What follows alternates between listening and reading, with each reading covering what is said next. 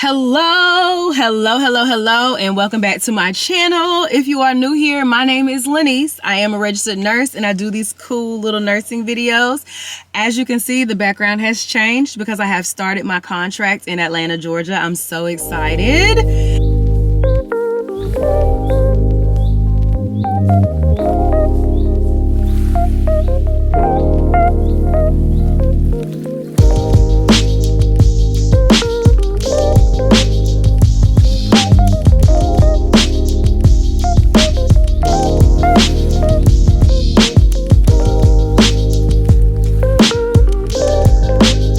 But I am currently staying with a friend, and my friend works from home, and I do not want her to hear me recording or be interrupted or distracted from work. So for now, my sit down videos, I'm gonna try to find somewhere to do them other than the car, but for now we're gonna go with the car. So again, if you are new here, my name is Lenice and I am a registered nurse. I have been in nursing. I've been in healthcare since 2014 when I got my LPN, and I've been a registered nurse since 2020. And I'm currently traveling. And if you want to know about my experiences that I've been having with traveling, go and watch some of my other videos, honey, because I get low down and tell you guys the truth. And I think my subscribers appreciate that because I've been having some bad luck with traveling. I'm not gonna lie. And I'm not afraid to share it because I know I'm probably not the only one. I'm gonna go ahead. I probably don't need it because I am a little hype right now, but I'm gonna go ahead and start sipping my good old energy drink because my next stop is going to be the gym. So I'm gonna go ahead and start sipping on my energy drink. I'm gonna try not to drink too much because I don't know what time I'm gonna make it to the gym, but I'm gonna go ahead and start. So let me take a sip. Okay, so again, as usual, not sure what I'm going to title the video. Depends on what TubeBuddy tells me to title it to get the most views. But the topic of this video is going to be about nursing liability insurance and the Redonda Vaught case. I am going to kind of just I'm going to tell you what the Redonda Vaught case is. It's a case that just, I think, recently ended the end of last week in the state of Tennessee, where a nurse was both criminally and civilly charged and with the death of a patient. She had a terrible med error, which we've all made med errors, but her med error was a fatal med error. It did end in the patient ending its life. It resulted in the patient ending the patient's life. And she's now facing, she actually faced civil charges and criminal charges, even though the family did not even want to press charges. The state of Tennessee still did it. But I kind of wanted to talk about that case because prior to all of this going on, I actually took out let me get my words together. I actually went and got a nursing liability insurance. I actually went and got a policy. That's the word I'm looking for. Golly, I'm getting stuck up on my words. Sorry, guys. I have a very hard time verbalizing my thoughts sometimes, and that's why I try to keep my notes here. A lot of people complain about my rambling, and I'm sorry. Some people love it, some people hate it, but I'm going to try to make sure I get the point across. So, nursing liability insurance. If you have not already watched my videos on how my experience as a travel nurse has been, please go and watch those videos because I don't want to go into detail about some of the things that have happened or some of the things I've learned the hard way while travel nursing. But about 2 weeks ago, I did go ahead and get a policy for nursing liability insurance for certain reasons. Not that any charges have been brought against me or anything, but just because I want to be protected myself. And then after getting my own policy over the weekend on my drive to Georgia, I was watching Nurse Liz. Shout out to Nurse Liz. Her videos are very educational, very informational, and she did a very long video on the Redonda Vaught case, which I had already been talking about with, different coworkers, or, I had heard about it, but last week is whenever she was facing criminal charges. She was going to court for it, everything was happening. So Nurse Liz did a long video. She went into detail. She gave a very detailed timeline about everything, and I really got a better understanding of everything that happened. So I am not going to go into detail with everything that happened in the Redonda Vaught case and give you a long timeline, because this happened back in 2017. Redonda Vaught is actually only 36 years old, which is scary to be, and this happened in 2017, which was 5 years ago. So she was like 31 back then, but she is currently a 36-year-old ex-nurse, I guess you would say, because they did take her license. And in 2017, she was pulled as a resource nurse. If you guys are not familiar with what a resource nurse is, sometimes if you go in, they might not need you to take a specific assignment. Your particular floor that you normally work is fully staffed. They will float you to another unit where you will be a task nurse or a resource nurse, which means you will not take on a caseload there. But if they need a patient to get a medication that's within your scope of practice to give, and you know how to give it, they'll ask you to give medications to patients. They will ask you to help with baths. They will ask you to just do things to just kind of help take the load off of the nurse. However, you are not the nurse assigned to that patient for that day. So Redonda Vaught was called to be a resource nurse, and she also had a student with her.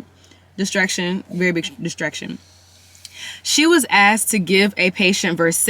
If you're not familiar, you don't work in med-surg, you never given Versed. Versed is like an anti-anxiety. It relaxes you. It chills you out. She was asked to give a patient Versed down in MRI because the patient was kind of freaking out.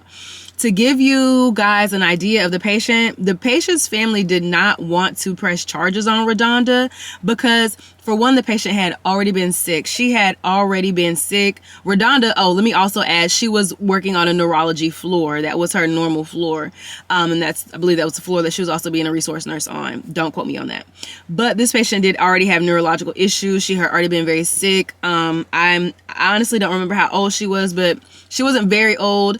But she had already been sick. And I'm just saying that because it lets you know that she had to been sick to the point to where the family was kind of maybe even expecting death soon, because she had been sick. But again, I'm just going, this is secondhand information. She was to give this patient Versed down in MRI. The patient, she pulled the medication from the Pyxis or the Omnicell. I'm not sure what it's called in Tennessee at the facility she was working on, but she overrid it because there was no order in the computer for it yet.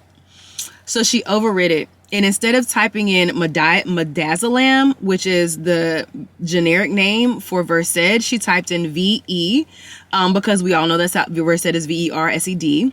But she typed in VE in the Omnicell, and she pulled vecuronium, which is a paralytic. I do not work in the ICU. I have never had to intubate a patient. I have never had to give a paralytic. I have never seen one take effect in person. But I know that anything that's going to paralyze me, you better have an intubation tube somewhere around, because if you're paralyzing me, I'm not going to be able to breathe on my own. We all know that as nurses. Okay. So Redonda's first mistake was she overrid it. She did not just call the pharmacy and ask them to go ahead and put it on this patient's medication profile in the Pyxis. So she overrid it. She pulled the wrong medication because she did not type in the generic name, midazolam. She actually put in VER. She pulled vecuronium. She did not check the bottle. She did not make sure that it was the right medication. She took it down to MRI. In MRI, sometimes they do not have computers. They do not have scanners. So she did not scan the patient. She did not scan the medication. So she just gave the medication. And then she was actually pulled from giving that patient the medication at the MRI. Hold on, you guys. My phone's ringing. Okay. Sorry. Phone rang, then my friend pulled up. So I'm back. She gave the medication down in MRI without scanning the patient, without scanning the medication. And then she didn't watch over the patient. She didn't stay for a little while. She left and went to the ED because she was pulled to be a resource nurse in the ED. So she hears a code blue on the overhead page in MRI.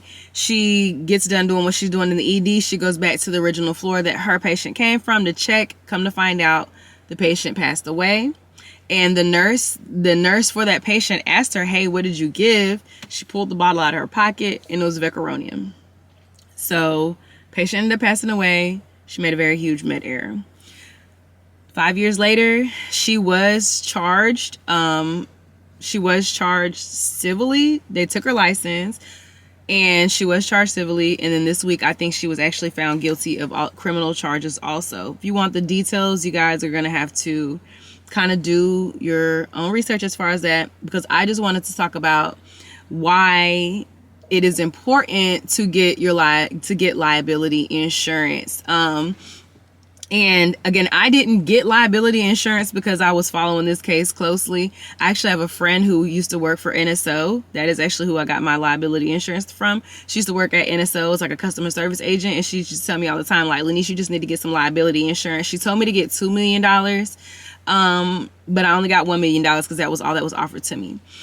So one reason you need to get liability insurance is because the hospital, especially as a traveler, because you don't even work for the hospital. You're not even a member, a staff, an employee of the hospital if you're a travel nurse. You're just going in and you're working as a contractor. But the hospital will try to cover it up. So the thing with the Redonda Vaught case was, this happened in 2017. She didn't lose her license until 2018. But the hospital actually paid the family off. They settled with the family, which means they gave them a little bit of money and, swept it under the rug, tried to cover it up. But then the Center for Medicaid, I believe, came and, were going through files, and they realized that on this person's death certificate that it was said that she died of natural causes, but there was no, it's 1111, Make-A-Wish. Okay.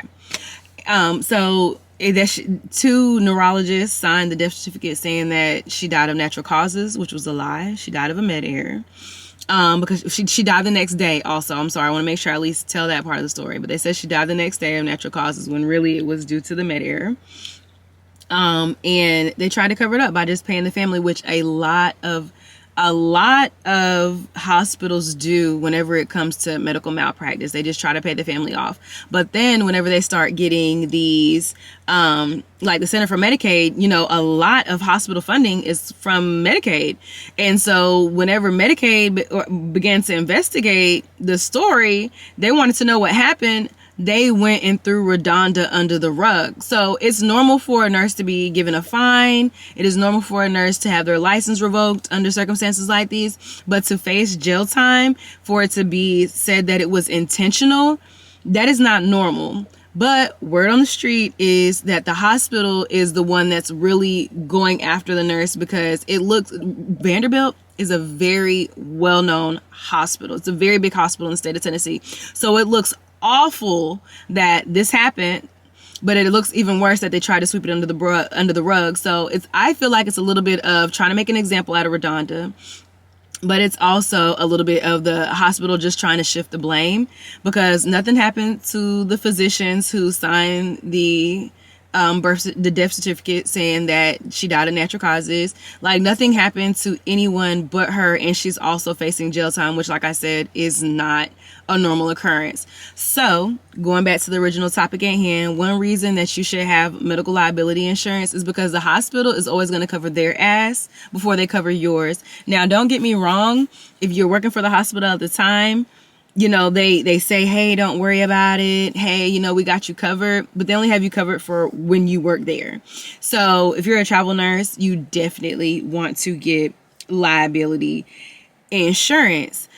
Another reason that you might want to think about getting malpractice insurance is that it says that around 9.5% of deaths is due to medical malpractice, which is higher than the amount of death caused by strokes, higher than the amount of deaths caused by Alzheimer's.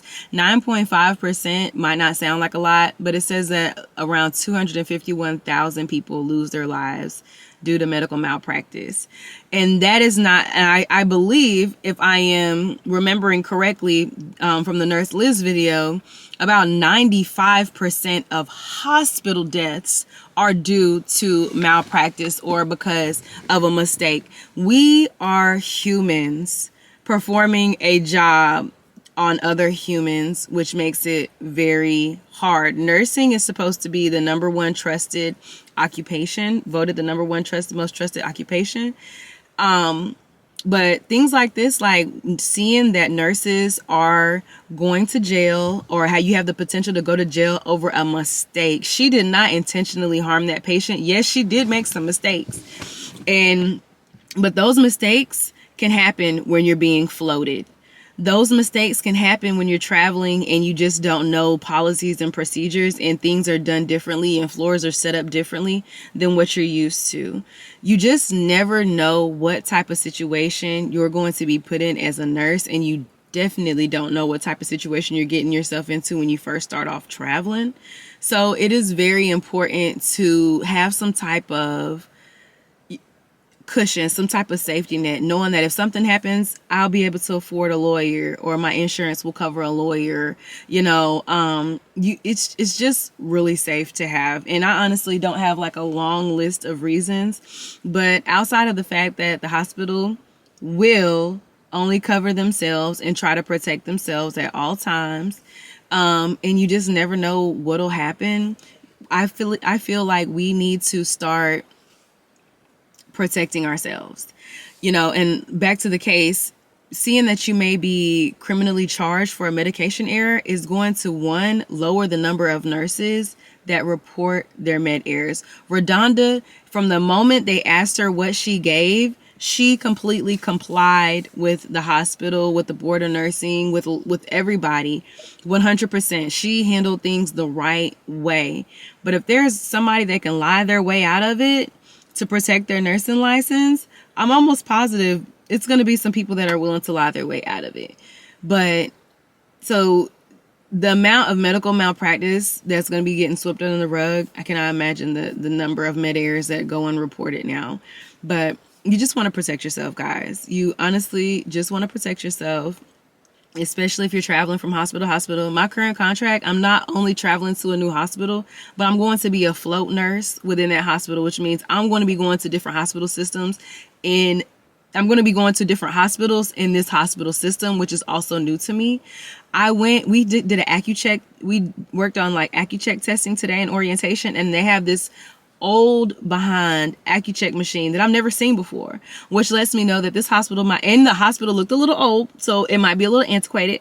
So I'm stepping into a whole new area. Like I'm doing things that I've never done before, seeing things I've never seen before. And that is every single travel contract. So you just want to have a safety net. You want to have a cushion, and you just want to know that if something happens, I will be able to get a lawyer. I will be able to take care of myself. And you just don't want to be living too fearful. Now you're always going to have a certain amount of fear and anxiety working as a nurse, because you are taking care of people.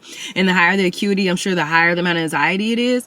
However, you just want to know that if something happens, I got a little bit of, I got a safe place that I can fall onto. So that is my soapbox today, guys. If you are interested in the Redonda Vaught case, I will link down below the Nurse Liz video that I watched over the weekend. It is like an hour and 45 minutes. Probably like the first hour is really the meat of things, the timeline of things. And I feel like we need to learn from our fellow nurses' mistake and protect ourselves, and make sure that we are scanning patients, or we are scanning medications. Like I'm sitting here like, okay, I ain't overriding nothing. I very rarely override anything in the Pixies. I tend to usually call a pharmacy, but we don't know what kind of stress she was under. We don't know how fast she had to move. We don't know any of that. So it's no judgment being made at all. Cause I've made some pretty nasty med errors myself before. But anyways, I am going to hop off my soapbox now. I hope that you guys got something from this video. If you have any more questions, sorry guys, my camera was sitting in the dashboard and the sun was beaming right on it, so it's saying that it's too hot and needs to cool down. So I'm just gonna finish this out on my phone. If you have any questions, please comment down below. If you have not already, please like the video, subscribe to my channel, watch some more of my other videos, and that's all I can say. So peace. I was just like really looking at myself, like my hair is like, I think it's good, it's skin is looking flawless. Okay, y'all didn't ask for that. Bye.